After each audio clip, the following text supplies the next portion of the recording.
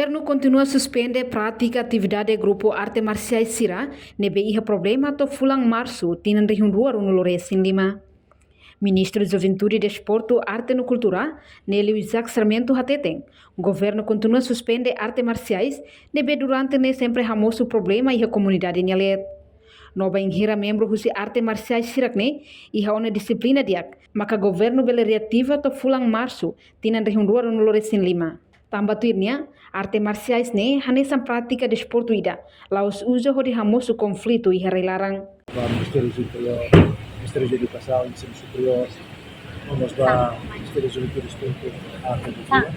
Aqui continua na parte em serviço de escrita no Ministério de Arte Marciais Sira, poderemos menambah sertifikat de Sira. E por ini, betul beli entende ona kata kita pratika arte marciais ini atibaia atividades esporte, que é a prestação. E também kami toma na parte nota, se comissão regular arte marciais se toma na parte nota da instruções na execução do filme.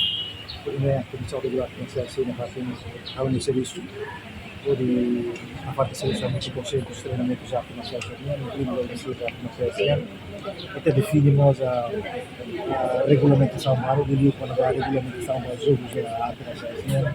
Temos regulamentação baru sobre tingkatan-tingkatan sira bahia arte marciais sira buat cerneho itu completa ona kita kalau bisa completa itu ona maka ir mai poder receber hare ati orientando ba atividades esportivas da suspende se fundamenta tanto bulan Novembro faltanya parece bulan Março maio bulan 2025. Então ia levar a sindika taxe atitude arte marciais sana organizar dia para continuar a orientar ba atividades esportivas. Reportagem Melania Conceição, Televisão Timor-Poste.